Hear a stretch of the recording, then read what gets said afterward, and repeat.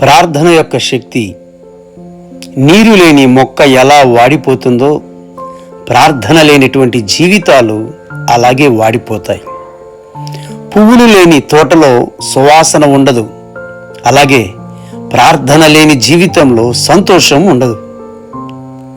సైనికులు ఆయుధాలు లేకపోతే శత్రువు దాడి చేస్తాడు. విశ్వాసికి ప్రార్థన లేకపోతే సాతానుడు దాడి చేస్తాడు. ప్రార్థనా శక్తి విశ్వాసి గ్రహించలేక లోకంతో కొట్టుకుని పోతూ ఉన్నాడు. ప్రార్థనా శక్తి సాతాను గ్రహించి విశ్వాసితో తట్టుకోలేకపోతున్నాడు. మనం ప్రార్థన చేస్తే సాతాను పారిపోతాడు, మనం స్తుతిస్తే సాతాను కాలిపోతాడు, మన పాపాలు ఒప్పుకుంటే ఓడిపోతాడు. సంఘంలో ప్రార్థన మాని పడుకున్నవారు కూలిపోతున్న గోడపై పడుకున్న వారితో సమానం.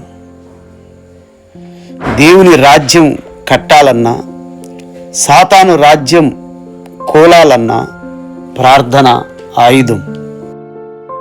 అబ్రహాము లోతు కొరకు ప్రార్థించగా సొదొమ అగ్ని నుండి తప్పించబడ్డాడు. ఇస్సాకు పిల్లల్ని ఇవ్వమని ప్రార్థించగా సంతానాన్ని ఇచ్చాడు. యాకోబు ప్రార్థన చేయగా ఏశావు చేతి నుండి తప్పించబడెను. దానియేలు ప్రార్థించినప్పుడు సింహాల నోళ్లు మూయబడెను. కుష్ఠరోగి ప్రార్థించగా స్వస్థత పొందాడు. అలాగే సుంకరి ప్రార్థించగా నీతిమంతుడయ్యాడు.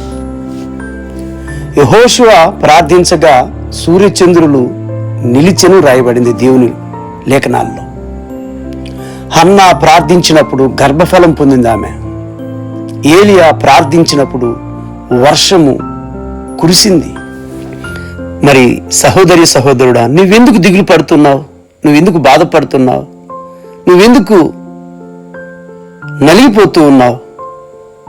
నా జీవితం ఏమైపోతుందని, నా కుటుంబం ఏమైపోతుందని, నా భవిష్యత్తులో ఏం జరుగుతుందోనని. దేవునికి సమస్తము సాధ్యము. నీ సమస్య కంటే దేవుడు గొప్పవాడన్న సత్యాన్ని నువ్వు గ్రహించాలి. దేవుడు నీకు కలిగిన సమస్యలన్నిటిలో నుంచి నేను విడిపించి, నిన్ను ఆశీర్వదించి, అభివృద్ధిపరిచి గొప్ప చేయునుగాక. ఆమెన్.